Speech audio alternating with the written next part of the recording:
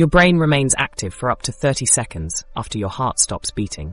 Scientists recently recorded the brain activity of an 87-year-old patient who died during a routine scan, discovering gamma wave patterns identical to those experienced during dreaming, memory recall, and meditation, suggesting your life may actually flash before your eyes in your final moments.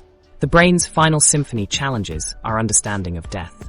Advances in cellular biology, neuroscience, and consciousness research are revealing what happens during our final transition.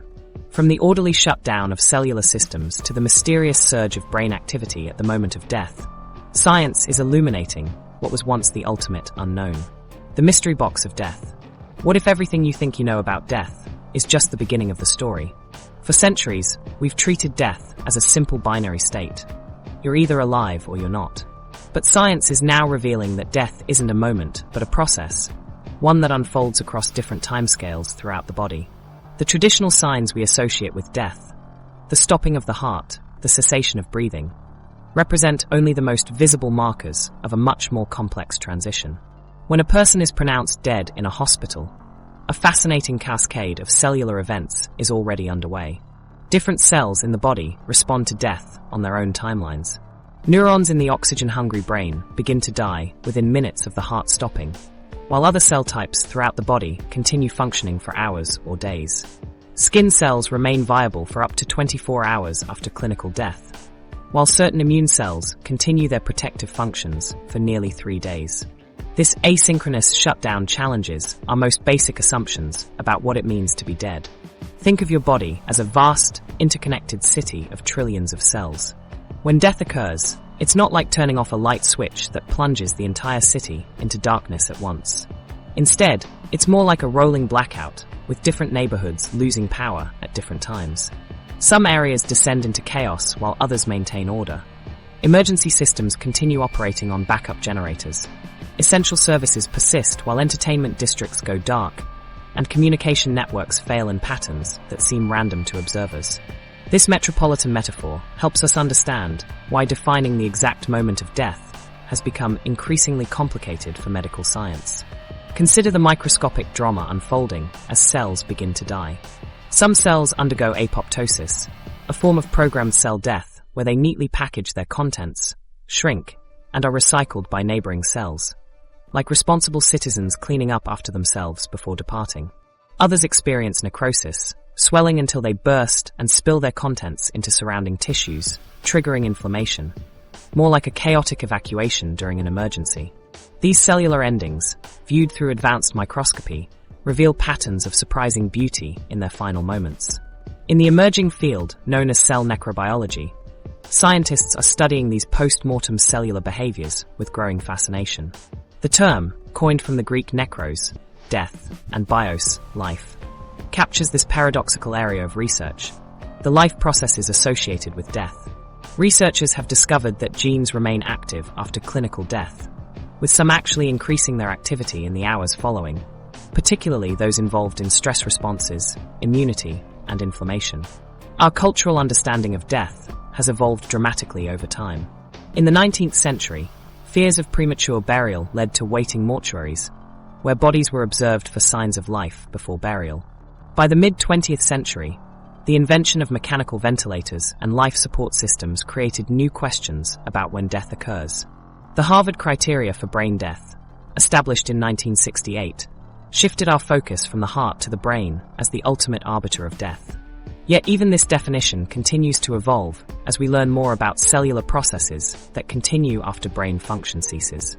The mystery of death touches on fundamental questions about life itself. What is the difference between a living person and a collection of cells and tissues? Is life defined by consciousness, by cellular activity, by integrated biological function? These questions become increasingly complex as we discover more about how different bodily systems shut down at different rates. As we peer deeper into the cellular world, we're finding that the markers of death's beginning are far more varied than previously thought. Different tissues reveal their own unique signatures of death. In neurons, calcium ion dysregulation triggers destructive enzymes. Heart muscle cells exhaust their ATP reserves and lose membrane balance.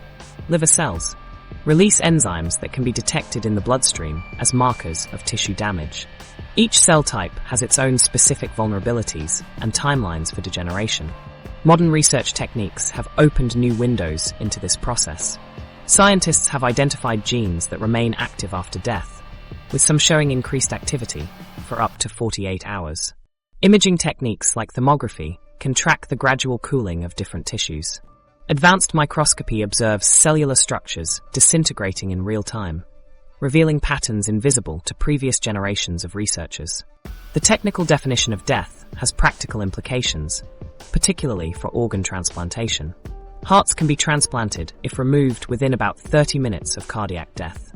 Kidneys remain viable for several hours after circulation stops. Corneas can be harvested up to 12 hours after death. This spectrum of viability reflects the different metabolic needs and resilience of various tissues, further illustrating how death occurs at different rates throughout the body. What emerges from all this research is a profound realization. Death isn't a moment, but a spectrum or continuum of biological processes. There is no single biological sign that definitively marks death's beginning. Instead, there are multiple indicators that vary by cell type, tissue, and organ system. The heart stops. Breathing ceases. Brain activity flatlines. Blood pressure drops to zero. Cellular metabolism begins to fail. Each of these represents a different point along death's complex timeline. This understanding transforms death from a simple binary state into a fascinating biological transition, one that occurs across multiple systems at different rates. We transition through a complex cascade of biological events, with different parts of us dying at different times and in different ways. The implications extend beyond scientific curiosity. This perspective changes how we approach end-of-life care, how we determine the moment of death for organ donation, and even how we understand consciousness at life's end. By recognizing death as a process rather than an event, we gain a deeper appreciation for the remarkable complexity of human biology, even in its final stages. Programmed cell death, nature's hidden symphony. In the dance of life, there's a hidden choreography taking place within your body every moment. A beautiful and precisely timed sequence of cellular self-sacrifice. Right now, as you're absorbing these words, millions of your cells are actively choosing to die. This isn't some biological tragedy or mistake. It's an elegantly designed feature that maintains the delicate balance necessary for your existence. Programmed cell death represents one of nature's most sophisticated innovations, a controlled demolition process that occurs roughly 10 billion times each day in your body. This carefully orchestrated system of cellular suicide is essential for human life. During embryonic development, your hands initially formed as paddle-like structures. It was only through the selective death of cells between your future fingers that your hands took their familiar shape. The counterintuitive truth is that life depends on death. Your body relies on a cellular farewell process, much like a well-planned retirement party where cells gracefully exit when their time has come. Your immune system uses programmed cell death to eliminate T cells that would attack your own tissues. Your brain depends on it to prune excess neurons during development, creating efficient neural pathways. Your protection against cancer hinges on the ability of damaged cells to recognize their potential danger and remove themselves before they can multiply out of control. The main form of this controlled cellular suicide is known as apoptosis, derived from the Greek word for falling, like leaves from a tree. Unlike accidental cell death, which is messy and inflammatory, apoptosis proceeds with remarkable orderliness. When a cell receives the signal to initiate apoptosis, whether from internal damage sensors or external death signals, it activates enzymes called caspases that dismantle the cell from within. The visual transformation during apoptosis is striking. The cell begins to shrink and condense. Its membrane remains intact but starts to bubble or bleb, forming small rounded protrusions. Inside, the DNA breaks into fragments. The cellular components are packaged into membrane-wrapped vesicles called apoptotic bodies.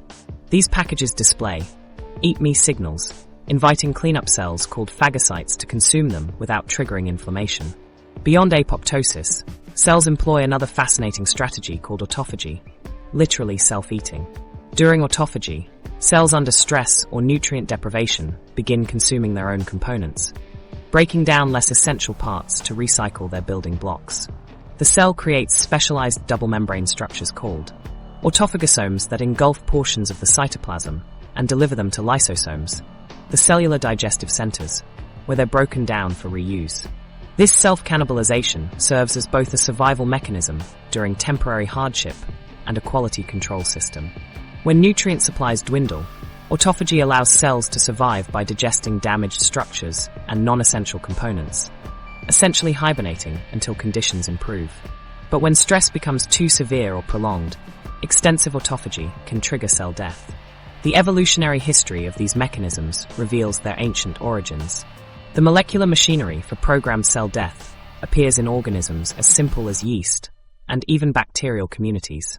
This conservation across billions of years of evolution underscores how essential these processes are for multicellular life. By allowing for the controlled removal of cells that are damaged, dangerous, or simply no longer needed, organisms gain the ability to develop complex body plans, specialized tissues, and sophisticated immune defenses. The precision of these death-triggering systems is remarkable. Cells constantly monitor their DNA integrity.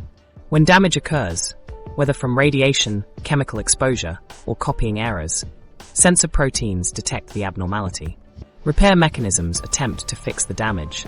But if the damage proves too extensive, a protein called p53, sometimes called the guardian of the genome, activates, triggering the apoptotic cascade. These microscopic judgment calls happen constantly throughout your body. Sensors evaluate cellular damage, weighing whether repair is possible or if the risk is too great. It's a sophisticated risk assessment system operating at the molecular level, with proteins serving as both judges and executioners. During embryonic growth, your body generates an excess of certain cells, particularly neurons, which then compete for limited survival factors. Those that successfully form connections receive survival signals, those that don't trigger their own destruction. This competition-based refinement helps create precisely wired neural circuits while eliminating superfluous connections. In your immune system, programmed cell death serves multiple critical functions. When fighting an infection, your immune cells rapidly multiply to combat the invader. Once the threat subsides, most of these soldier cells must die to prevent continued inflammation and autoimmune reactions. Those that fail to receive survival signals initiate apoptosis in a process called activation-induced cell death. During T-cell development in the thymus, any cells that react too strongly to the body's own tissues are eliminated through negative selection, a critical quality control step that prevents autoimmune disease. The thymus tests each developing T-cell against self-components, forcing those with dangerous self-reactivity to undergo apoptosis before they can escape into circulation. When these death programs malfunction, serious diseases can result. Cancer represents perhaps the most notorious example. Cells that have acquired mutations, allowing them to evade apoptosis despite DNA damage. They ignore death signals and continue proliferating unchecked. Conversely, excessive cell death occurs in neurodegenerative conditions like Alzheimer's and Parkinson's, where neurons inappropriately trigger apoptosis. Autoimmune disorders often involve failures in lymphocyte apoptosis, allowing self-reactive immune cells to persist when they should self-destruct. Many viruses carry genes specifically designed to block apoptosis, preventing infected cells from eliminating themselves as a defense strategy. These programmed death pathways have even inspired medical treatments. Cancer therapies increasingly target the apoptotic machinery, attempting to reactivate these death programs in tumor cells. Drugs that inhibit anti-apoptotic proteins like BCL-2 have shown promise in treating certain leukemias by removing the molecular brakes that prevent cancer cell suicide. When cells die accidentally, the chaos of necrosis. The truth is, not all cellular endings follow the tidy script we've just examined. When cells face unexpected catastrophe, they die in ways that bear little resemblance to the elegant dance of apoptosis. Picture a violent car crash instead of a carefully planned demolition. This is the distinction between necrosis and programmed cell death, and its consequences ripple throughout your entire body. Imagine a trauma patient wheeled into an emergency room. Beneath their bloodied skin lies a microscopic disaster zone where thousands of cells are dying chaotically. Unlike the controlled cellular suicide we've explored, necrosis is messy, inflammatory, and decidedly unplanned. While apoptosis resembles a carefully orchestrated retirement party where the cell tidies up before departure, necrosis resembles an explosive demolition gone wrong. Debris scattered everywhere. Collateral damage unavoidable. The visual contrast between these two cell death pathways is dramatic. In necrosis, the cell swells as its membrane integrity fails. The carefully maintained balance collapses as ions flood into the cell. Mitochondria become damaged and stop producing ATP, the energy currency cells need to function. Without this energy, the cell can't maintain its internal balance. As energy levels plummet, the cell's membranes bulge outward, forming irregular blebs that eventually rupture. These ruptures spill the cell's contents directly into surrounding tissue. The cell violently bursts open, releasing enzymes, degraded proteins, DNA fragments, and other cellular components into the extracellular environment. This spillage creates a dangerous situation. The released components are bioactive molecules never meant to exist outside the cell. When exposed to neighboring cells, they act like alarm signals that something has gone terribly wrong. Scientists call these molecules DAMPs, damage-associated molecular patterns, and they transform the local environment into a biochemical war zone. When DAMPs spread through tissue, they bind to specialized receptors on immune cells, triggering a powerful inflammatory response. Neutrophils and macrophages rush to the area, blood vessels dilate, and the tissue becomes hot, red, and swollen. The classic signs of inflammation you notice after injury. This inflammatory response aims to contain damage and begin repairs, but it's a double-edged sword. The very immune cells summoned to help can sometimes cause additional damage through toxic compounds. What makes necrosis particularly dangerous is its potential to spread. Unlike apoptosis, which affects individual cells in isolation, necrotic death can trigger a domino effect. As the first wave of cells dies and releases their contents, neighboring cells become damaged by these toxic compounds, leading to their own necrotic death. This creates an expanding zone of destruction that significantly worsens the original injury. The causes of necrosis are varied and traumatic. Physical trauma crushes cells directly. Burns destroy cellular structure through heat. Frostbite forms ice crystals that tear through membranes. Toxins interfere with vital cellular processes. Infections can overwhelm cellular defenses. Ischemia, the cutoff of blood supply, deprives cells of oxygen and nutrients, leading to energy failure and eventual necrotic death. Interestingly, scientists have discovered that what appears chaotic isn't always unplanned. Research has revealed forms of necrosis that follow specific molecular pathways, termed necroptosis, a regulated form of necrotic death that blurs the distinction between accidental and intentional cell death. By combining the orderly molecular signals of apoptosis with the explosive, inflammatory outcome of necrosis. Why would evolution preserve a messy, inflammatory cell death pathway? The answer lies in immune defense. When certain pathogens, particularly viruses, infect cells, they often block the apoptotic machinery to prevent the cell from committing suicide before viral replication is complete. Necroptosis serves as a backup death pathway, ensuring that infected cells can still die even when their apoptotic machinery has been disabled. The resulting inflammation actually helps alert the immune system to the infection, making necroptosis a fail-safe mechanism against certain pathogens. Beyond viral infections, necroptosis appears involved in inflammatory conditions including inflammatory bowel disease, pancreatitis, and certain neurodegenerative disorders. This has sparked interest in developing drugs that target the necroptosis pathway as potential treatments for these conditions. As cells die during the dying process, whether through apoptosis, necrosis, or other mechanisms, the body begins to shut down in a predictable cascade. The effects ripple throughout the organism in a sequence determined by each tissue's metabolic needs and oxygen sensitivity.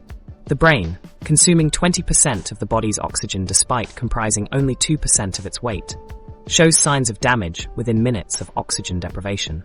Irreversible neuronal damage begins after just 4 to 6 minutes without oxygen. The heart can maintain its cells slightly longer, but without intervention, cardiac muscle begins suffering permanent damage after about 20 to 40 minutes of severe oxygen deprivation. Kidneys maintain function somewhat longer, while skin cells can survive for extended periods, explaining why skin can be harvested for grafts many hours after death. This differential shutdown creates what doctors call the death spiral. As one system fails, it accelerates the collapse of others. When the heart stops pumping effectively, blood pressure drops, reducing oxygen delivery to tissues. As the lungs fail to oxygenate blood, carbon dioxide builds up, creating acidosis that impairs enzyme function. Kidney failure means toxins accumulate. Liver. Failure prevents detoxification of compounds in the bloodstream. Each failing system places additional stress on the others, accelerating the overall collapse. The entire process reflects a fundamental biological reality. Death at the organismal level doesn't happen in an instant, but unfolds as a cascade of cellular events occurring at different rates throughout the body. The official declaration of death marks not the moment when all cells have died, but the point beyond which the integrated functions necessary for life cannot be restored. The final symphony, brain activity at death's door. While doctors declare death when vital organs cease functioning, the brain follows its own remarkable timeline.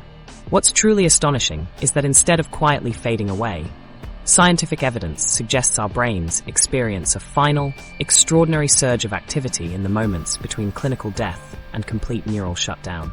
This phenomenon points to the possibility that our final experience may be the most intense state of awareness we ever encounter. In 2022, neuroscientists at the University of Michigan accidentally captured something remarkable. An 87-year-old patient suffering from epilepsy was undergoing a routine electroencephalogram, EEG, when they unexpectedly experienced cardiac arrest and died during the procedure. The continuing brain recordings revealed something unprecedented. In the 30 seconds after the heart stopped beating, the patient's brain produced patterns of activity normally associated with conscious cognitive processes, including dreaming, memory retrieval, and meditation. Could your final moments be the most brilliant display of awareness you'll ever experience? The recordings showed powerful synchronized gamma wave oscillations, the fastest brain waves, operating at frequencies between 30 and 100 Hz. These were organized, purposeful brain activities specifically appearing in what neuroscientists call the brain's hot zone for conscious experience, the temporoparietal occipital junction. Dr. Gmor Borjajan, who led the research team, described this as a surge of neurophysiological coherence and connectivity. Similarly, neurologist Dr. Sampania explained, "What we discovered was that brain activity doesn't just suddenly stop when the heart stops beating. Instead, it seems like heightened activity occurs precisely when you'd expect consciousness to be lost." If visualized, these brain scans reveal something counterintuitive. Rather than showing diminishing activity as oxygen levels drop, certain regions light up with unprecedented intensity. The areas showing this surge are precisely those associated with our higher cognitive functions, the very neural networks that make us self-aware, capable of dreaming, and able to process memories. These same circuits activate during deep meditation states in Buddhist monks and other experienced meditators. This neurological evidence provides a possible explanation for the commonly reported phenomenon of life review, the experience of seeing your life flash before your eyes during near-death situations. What was once dismissed as folklore may actually have a measurable neurological basis. Some skeptics suggest these findings merely represent the brain's chaotic final activity as neurons fire randomly during oxygen deprivation. However, the organized, synchronized nature of these oscillations contradicts this explanation. Random neural firing would produce disorganized patterns, not the coherent, higher-order brainwave synchronization observed in these studies. The cross-species evidence strengthens this discovery. In 2013, researchers at the University of Michigan conducted experiments with rats, measuring their brain activity during cardiac arrest. The results revealed a striking similarity. The dying rat brains showed highly organized electrical patterns with greater power and coherence than the conscious brain. Lead researcher Dr. Borjajan noted that the near-death brain exhibits activity with characteristics of consciousness even higher than in the waking state. What could explain this paradoxical increase in brain activity at death? Several theories exist. One suggests that inhibitory neurons, which normally suppress brain activity, require more energy than excitatory neurons, so they're the first to shut down when oxygen levels drop. This removal of neural inhibition creates a state where excitatory networks fire with unusual intensity. Another theory proposes this might be an evolutionary adaptation. Heightened awareness during life-threatening situations could potentially increase survival chances, allowing for clearer thinking or memory retrieval of similar dangers previously encountered. A third possibility relates to the neurochemical cascade triggered during dying. The brain releases a flood of neurotransmitters, including dopamine and endorphins, along with psychedelic compounds like DMT, dimethyltryptamine, which some, researchers speculate may naturally occur in the human brain during extreme stress. Dr. Cameron Shaw, a neuroanatomist who studies brain death, offers another perspective. Different parts of the brain are differently sensitive to the loss of oxygen and nutrients. The cerebral cortex, which is responsible for higher functions like awareness and thought, is actually quite resilient in the initial stages of oxygen deprivation compared to areas controlling basic functions. What this reveals about the subjective experience of dying is profound. Your final moments might be characterized by an intensified state of consciousness, perhaps the most vivid mental experience of your life, combining elements of dreaming, memory recall, and profound awareness all at once. While the body undergoes systematic shutdown, the mind might be experiencing an entirely different reality, one characterized by heightened awareness rather than diminishing consciousness. This reframes what it means to die, a final burst of mental clarity and vividness as neural activity surges in consciousness-generating regions. This might explain reports from cardiac arrest survivors who describe awareness during periods when they were clinically dead. Dr. Parnia has documented numerous cases through the awareness during resuscitation study, where patients accurately recalled events that occurred while they showed no clinical signs of consciousness. Of course, measuring brain activity is not the same as measuring conscious experience. We can observe the neural correlates of consciousness, but cannot directly access the subjective experience they might represent. The technical term for this is the hard problem of consciousness, the gap between measuring physical brain states and understanding the subjective experience those states create. As Dr. Christoph Koch, a leading consciousness researcher, explains, even with our most sophisticated equipment, we're still essentially looking at electricity moving through tissue. What that electricity feels like from the inside, near-death experiences, between science and mystery. This gap between measurable brain activity and inner experience becomes even more fascinating when we consider those who've temporarily crossed death's threshold. In hospitals worldwide, approximately 10 to 20% of cardiac arrest survivors report vivid, structured experiences during periods when their brains showed minimal activity. Experiences so consistent across cultures and backgrounds that they challenge our fundamental understanding of consciousness. These near-death experiences, or NDEs, present science with a remarkable paradox. How can thousands of people share such strikingly similar journeys when their brains should be incapable of creating coherent experiences? Dr. Bruce Grayson, Professor Emeritus at the University of Virginia and one of the world's leading NDE researchers, has documented over 1,000 cases throughout his career. What's striking is the remarkable consistency of these experiences, he explains. Patients from vastly different backgrounds report the same core elements: a feeling of profound peace, moving through darkness toward light, encountering deceased loved ones, and sometimes a life review. The consistency suggests something more than random hallucinations. Consider the case of Maria, a migrant farm worker in Seattle who, during cardiac arrest, reported floating above her body and observing a tennis shoe on the hospital's third-floor ledge. A social worker later verified this detail, finding the shoe exactly as Maria described it, a detail impossible to know from her hospital bed. Such verified perceptions challenge purely neurological explanations. This consistency extends across cultures and time periods. The International Association for Near-Death Studies has collected accounts from individuals of diverse religious backgrounds: Christians, Muslims, Hindus, Buddhists, and atheists, all describing similar core experiences despite their different belief systems. While cultural interpretation varies, the fundamental elements remain stable: separation from the physical body, movement through darkness or a tunnel, encountering brilliant light, and feeling overwhelming peace. The scientific challenge intensifies because these experiences occur during cardiac arrest when the brain should be incapable of generating coherent thoughts. Dr. Sam Parnia, Director of Critical Care and Resuscitation Research at NYU Langone Health, explains, when the heart stops, blood flow to the brain ceases within seconds. Within 10 to 20 seconds, brain activity required for consciousness flatlines. Yet paradoxically, this is precisely when many people report heightened awareness, clarity, and complex thought processes. Scientific explanations for NDEs center on several neurological mechanisms.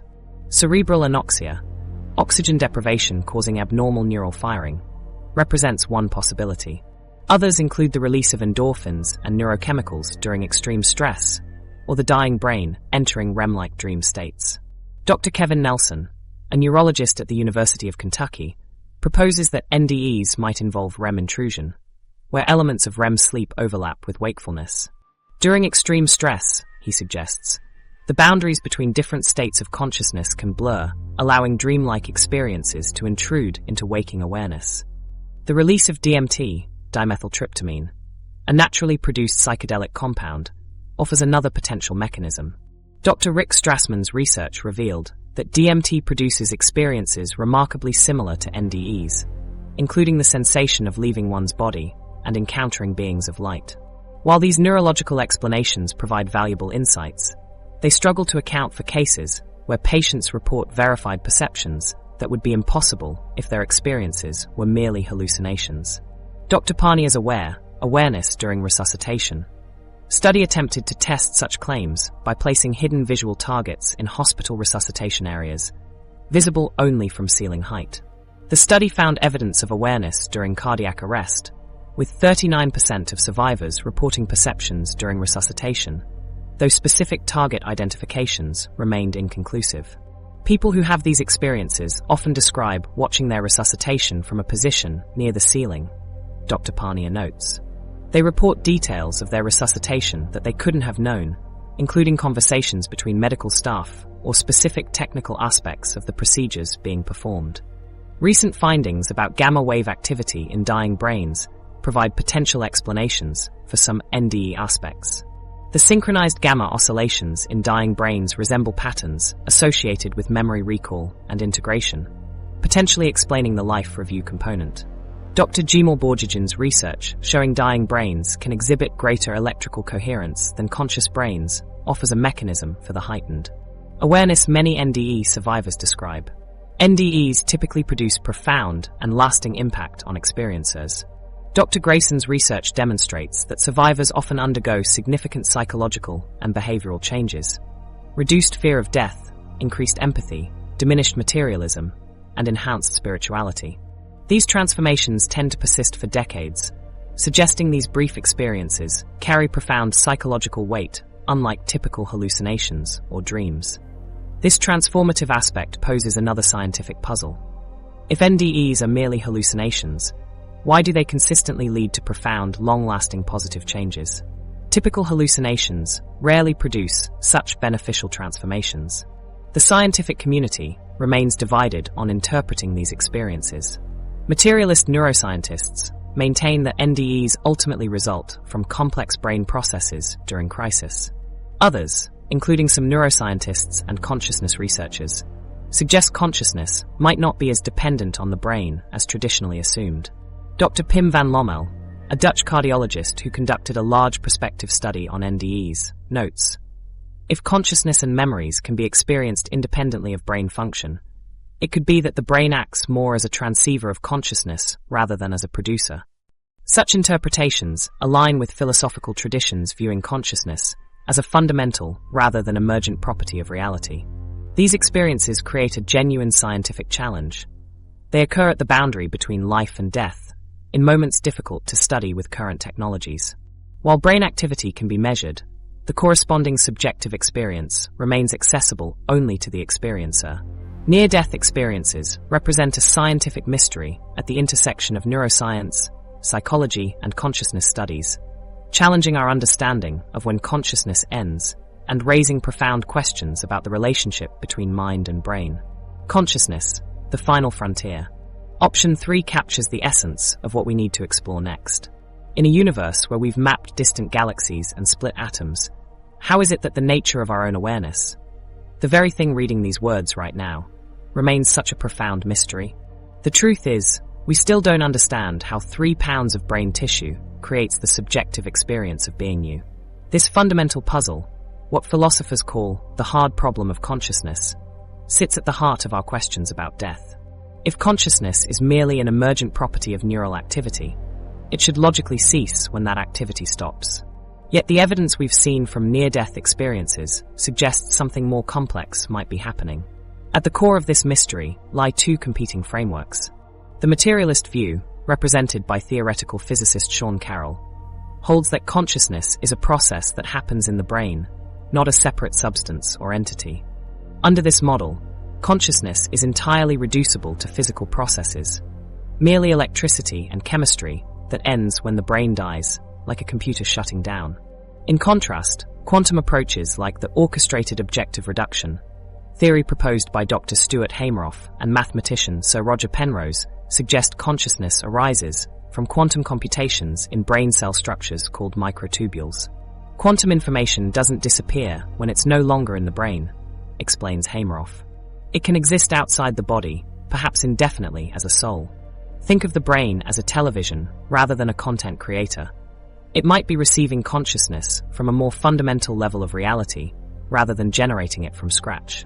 This perspective helps explain phenomena that materialist theories struggle with, such as terminal lucidity. Terminal lucidity occurs when people with severe dementia, who haven't recognized family members for years, suddenly become clear-minded shortly before death. Dr. Alexander Bathiany, who has documented over 80 such cases, describes it as moments of unexpected, paradoxical clarity of consciousness occurring shortly before death. In one case, a woman with advanced Alzheimer's who hadn't recognized her husband for years suddenly called him by name, told him she loved him, and held a clear conversation, just hours before she died.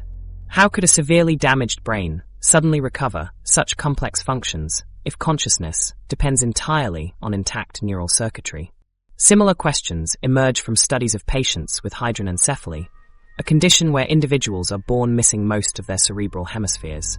Despite minimal brain tissue, some display signs of consciousness, emotional responses, and personalities. This challenges our assumptions about how much brain is necessary for consciousness to exist.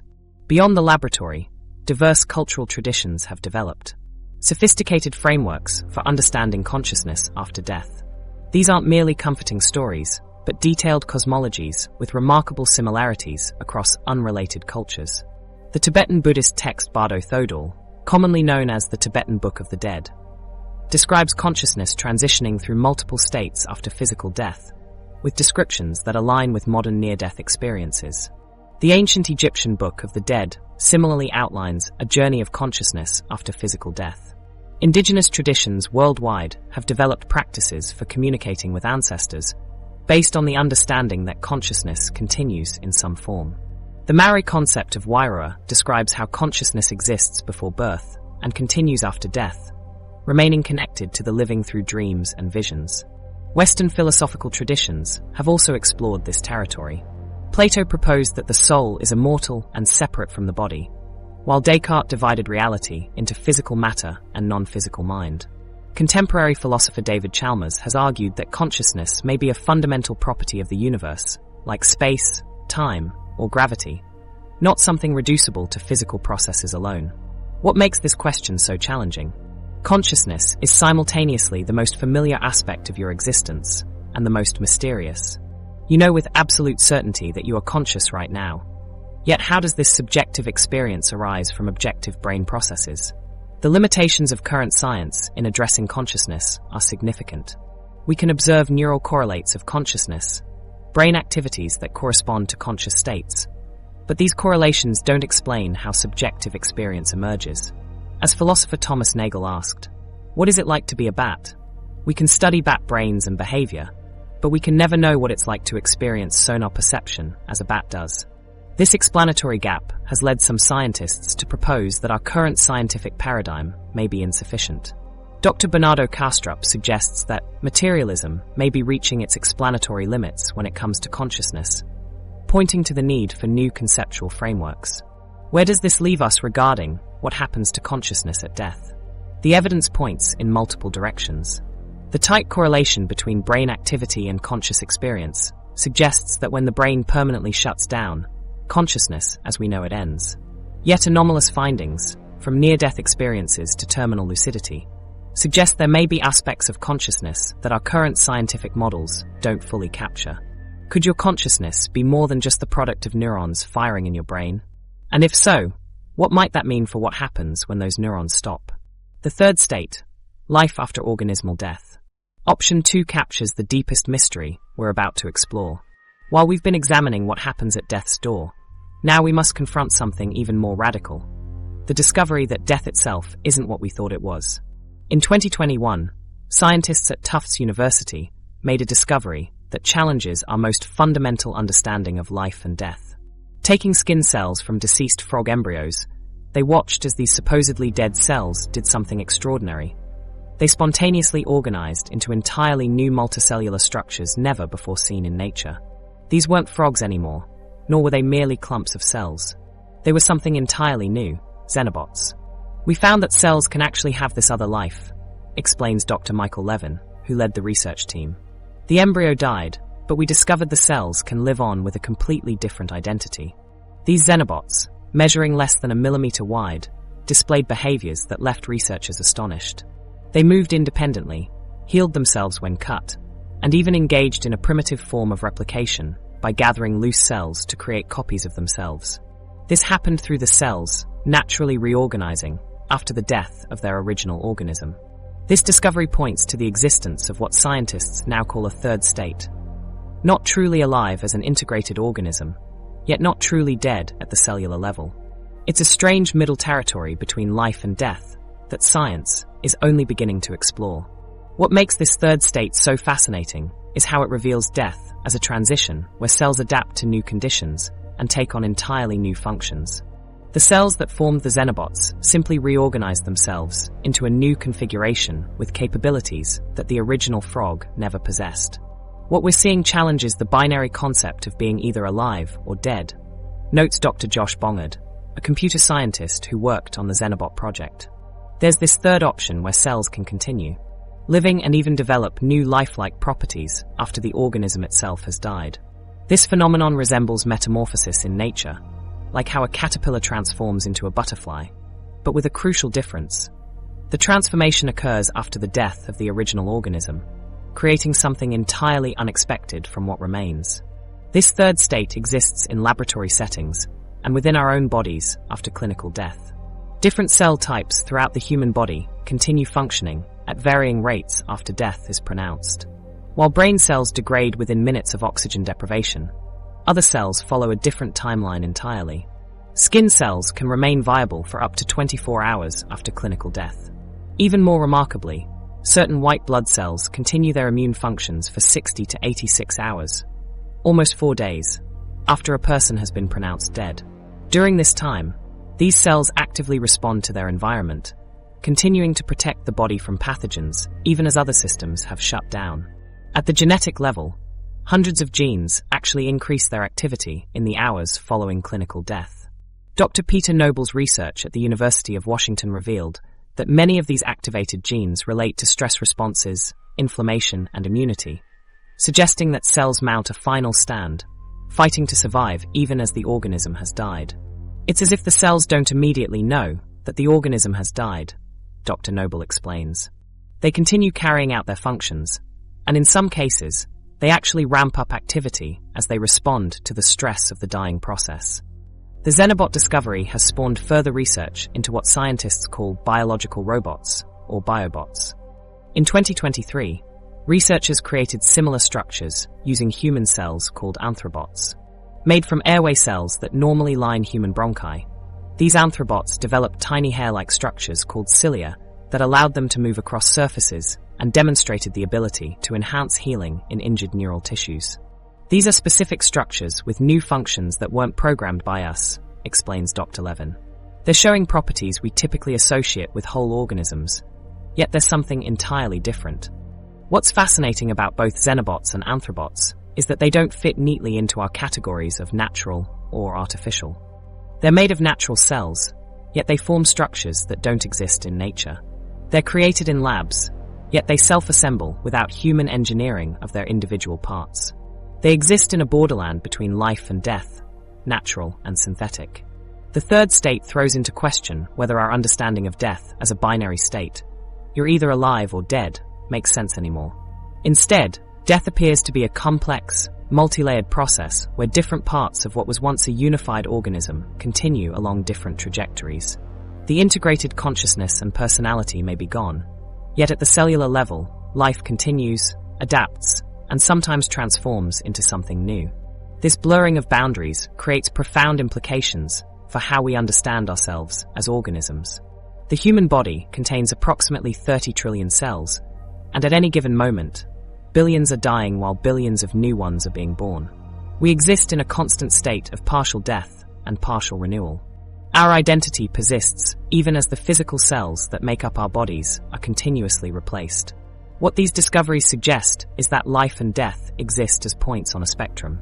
Between them lies this newly recognized third state, where cells and tissues can continue functioning, adapting, and even forming entirely new structures after the organism they once belonged to has been declared dead. The emergence of xenobots and anthrobots raises profound questions about the nature of life itself. If cells from a deceased organism can reorganize into structures capable of movement, healing, and replication, where exactly is the boundary between a collection of living cells and an actual living organism? We're at the beginning of understanding this third state and its implications, says Dr. Levin. What's clear is that cells have much more plasticity, more ability to adapt and reorganize, than we ever imagined. This research potentially transforms how we conceptualize our own mortality. Death may not be the absolute end we've always imagined, but rather a transition where parts of what made us physically continue on, sometimes in radically transformed ways. Redefining death, ethical frontiers. What if our most fundamental understanding of death, the dividing line we've drawn between life and non-life, is actually just an illusion created by the limitations of our current technology? As medical science pushes the boundaries of when we declare someone dead, we're entering an ethical frontier where cells continue functioning, brains maintain electrical activity, and the very definition of death itself becomes increasingly blurred. Consider this scenario. A patient is declared brain dead after a catastrophic injury. Their heart still beats, maintained by machines, and their body remains warm to the touch. To family members, they appear to be sleeping. Yet according to medical standards, this person is legally dead, and their organs can be harvested to save others waiting on transplant lists. But what does it mean when brain organoids, clusters of lab-grown brain cells the size of a pea, display complex neural activity patterns similar to those in developing human brains? Could there be forms of consciousness we cannot yet detect or understand? Throughout most of human history, death was determined by the cessation of breathing and heartbeat. This cardiopulmonary standard remained unchallenged until modern medicine introduced mechanical ventilators and cardiac support devices in the mid-20th century. Suddenly, patients whose hearts had stopped could be resuscitated, and those who couldn't breathe could be kept alive indefinitely. This technological revolution necessitated a paradigm shift. As Dr. Robert Truog, director of the Center for Bioethics at Harvard Medical School, explains, the concept of brain death emerged not from scientific discovery, but from practical necessity. The need to determine when further medical intervention would be futile and when organ procurement could ethically begin. The clinical criteria for brain death were established because we needed a new line in the sand, not because we fully understood the boundary between life and death. Today, even these standards are being questioned as new technologies emerge. In 2019, Yale researchers using a system called BrainX restored cellular function in pig brains 4 hours after death. They re-established circulation and prevented cellular deterioration in brains removed from slaughtered pigs. While the brains didn't regain consciousness, individual neurons resumed firing signals and consuming oxygen. Dr. Naynod Seston, who led the study, explained, this research indicates that brain cells don't die as quickly as we thought. With the right interventions, we can preserve cellular function even after prolonged oxygen deprivation. This discovery directly challenges our understanding of irreversibility in death determination. Recent case studies document preserved electrical activity in brains of patients meeting all clinical criteria for brain death. When paired with hypothermic preservation techniques that slow metabolic processes by cooling the body after death, we enter what Dr. Sam Shimi calls a gray zone where the person meets the clinical definition of death, yet their cells remain alive and functional.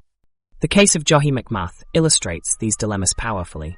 Declared brain dead at 13 following complications from tonsil surgery, Johi's family refused to accept this determination. They maintained her on life support for nearly 5 years, during which she reportedly responded to verbal commands, menstruated, and showed brain activity on EEG. Cases like Johi's force us to confront the limitations of our current definitions, says bioethicist Dr. Arthur Kaplan. We're entering territory where the traditional categories of alive and dead may no longer serve us adequately. Controlled donation after circulatory death, DCD, further complicates our ethical landscape. Historically, doctors waited 5 minutes after cardiac arrest before declaring death.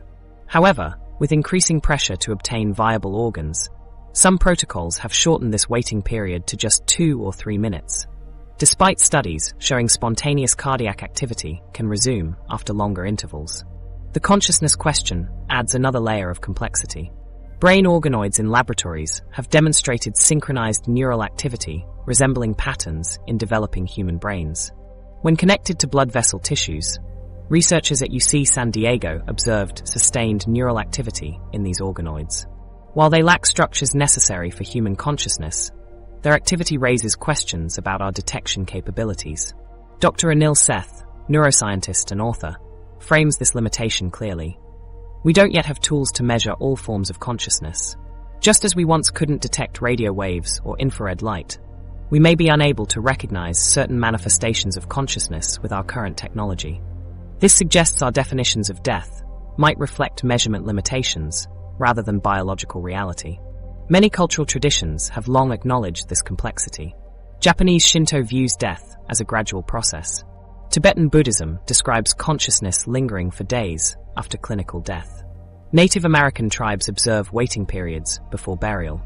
As Dr. Leslie Sharp, anthropologist at Barnard College, notes, Western medicine's binary view of life and death contrasts with many cultural traditions that recognize transitional states. These traditions acknowledge what science is only beginning to confirm, that death unfolds across a spectrum rather than occurring in an instant. If death is indeed a process rather than an event, how do we determine when medical intervention should cease or when organ procurement can begin? Can a person truly consent to organ donation without understanding that parts of them may still be biologically active when harvesting begins? New technologies will only intensify these questions. Cryonics companies preserve bodies at ultra-low temperatures after legal death. Neural interfaces detect brain activity with increasing precision. Perfusion technologies extend the window for cellular restoration. Perhaps most unsettling is the possibility that current end-of-life practices might cause suffering we cannot detect. If consciousness persists in ways we cannot measure, or if cellular processes maintain some form of awareness after death as transformation, a new scientific perspective. The possibility of undetected consciousness during clinical death raises disturbing questions. But what about after the body has fully shut down? Contrary to our intuition that death represents an absolute ending, emerging research suggests it may be more accurately understood as a complex transition, a redistribution of energy and information that fundamentally challenges both religious concepts of an afterlife and materialist views of complete extinction. Consider the basic law of conservation of energy.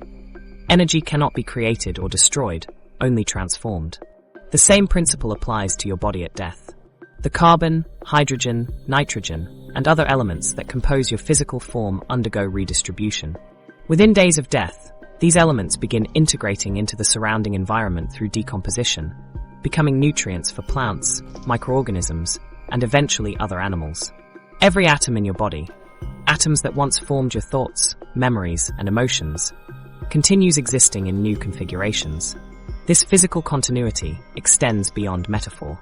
Researchers at the University of Copenhagen have tracked carbon isotopes through ecosystems, demonstrating how atoms from decomposed organisms become incorporated into new life forms within a single growing season. Your body's elements might become part of a flowering plant, a soaring bird, or eventually another human being. A single carbon atom from your heart might, within decades, cycle through dozens of different organisms, carrying forward an unbroken chain of existence.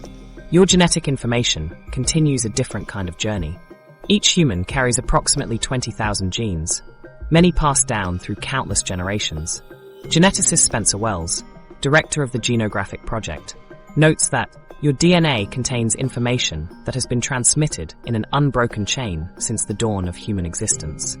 If you have children, portions of your genetic code will continue replicating through future generations. Even without direct descendants, your shared genes continue through relatives who carry similar genetic sequences. Theoretical physicist Carlo Rovelli suggests in his work on quantum gravity that information, like energy, transforms and redistributes rather than disappears. What we consider you is ultimately a complex pattern of information, explains Dr. Catherine Hales, professor at Duke University. While the specific arrangement of that pattern dissolves at death, the information itself transforms rather than disappears. This perspective challenges traditional religious concepts that envision death as a doorway to completely separate realms of existence. Yet it equally challenges materialist views that death represents complete extinction. The boundary between life and death becomes a permeable membrane through which energy, matter, and information continue flowing in new forms. This continuity manifests in tangible ways. When a cedar tree grows from soil enriched by decomposed remains, it incorporates those atoms into its structure. The Lakota people recognized this connection when they placed their deceased in tree burials, allowing the physical body to literally become part of the forest canopy, a transformation honoring both the person and nature's cycles. In today's digital age, this continuity takes on new dimensions. Digital afterlife researcher Dr. Elaine Casket notes, the average person today leaves behind roughly 1 gigabyte of data for every day they've interacted with digital systems. Your social media posts, emails, photos, and other digital traces form what she calls a digital legacy. Information patterns that persist long after your biological processes have ceased. Whether through atoms in soil or data in servers, aspects of existence continue through transformation. We're witnessing the emergence of digital immortality, explains Dr. Michael Graziano, neuroscientist at Princeton University. While not true consciousness, these information patterns preserve aspects of personality and interaction styles that extend a person's social presence beyond biological death. This technological extension of existence represents another way death functions, as transformation rather than termination. Understanding death as transformation has profound implications for how we approach mortality. Research by Dr. Kenneth Vale and colleagues found that healthy engagement with mortality awareness can increase appreciation for life, strengthen social connections, and promote altruistic behavior. When people view death as transformation rather than extinction, their fear often diminishes, replaced by a sense of connection to larger natural cycles. Cultural traditions worldwide have recognized this transformative nature of death for millennia. Hawaiian traditions view death as a transition to becoming an aumakua, a family guardian. Japanese Buddhist death rituals emphasize how elements of the deceased transform into new life forms. These perspectives reflect what anthropologist Dr. Marilyn Schlitz calls an intuitive recognition of continuity that science is now articulating. Dr. Susan Clayton's research shows that people who recognize their physical and informational continuity with natural systems often develop stronger environmental ethics and sense of meaning. Seeing yourself as part of ongoing natural cycles, rather than a discrete entity with a clear endpoint, fundamentally changes your relationship to both life and death, she explains. This transformation perspective also opens new ways of thinking about grief. When we understand that elements of our loved ones continue in new forms, grief can include not just loss but recognition of ongoing connection, explains grief researcher Dr. Robert Niemeyer. This doesn't minimize the pain of losing someone's conscious presence, but offers additional dimensions for maintaining relationship. Psychiatrist Dr. Irvin Yalom notes that what frightens people most about death is not pain or even non-existence, but meaninglessness. The transformation perspective addresses this fear by revealing how our brief consciousness participates in an ancient, ongoing process of material, genetic, and informational exchange. Nothing about us truly disappears. It merely changes form, continuing to influence the world in ways both measurable and immeasurable. This scientific understanding doesn't provide ultimate answers about what happens to consciousness after death. That frontier remains largely unexplored. But it does reveal that the binary thinking of existence versus non-existence fails to capture the complexity of what occurs at death. The mystery continues, science at death's edge. While science illuminates the mechanisms of physical transformation after death, it stands silent before the most profound question. What happens to the experience of being you? This gap between what we can measure and what we can know creates a territory where science meets its own limitations. A humbling reminder that even our most advanced understanding remains incomplete. Throughout our exploration of death's scientific frontier, we've uncovered layer upon layer of complexity. We've traced the cascade of cellular events, witnessed the surprising surge of neural activity in dying brains, and contemplated the mysterious nature of consciousness itself. Yet with each discovery, new questions emerge. Questions that may lie beyond the reach of our scientific instruments. Consider what happens in those final moments when consciousness appears to intensify rather than diminish. Science can map the neural patterns, measure the electrical activity, and document similar experiences across cultures. But it cannot capture what it feels like from within. This limitation represents an intrinsic boundary of scientific inquiry itself. Dr. David Chalmers, a philosopher of consciousness at New York University, describes this as an explanatory gap. Even if we had a complete map of every neural process occurring during death, we still wouldn't know what it's like to experience those processes. This defines the frontier where objective measurement meets subjective experience, like looking through a keyhole at an infinite landscape beyond. The challenge intensifies when we consider how our tools for studying death are fundamentally limited.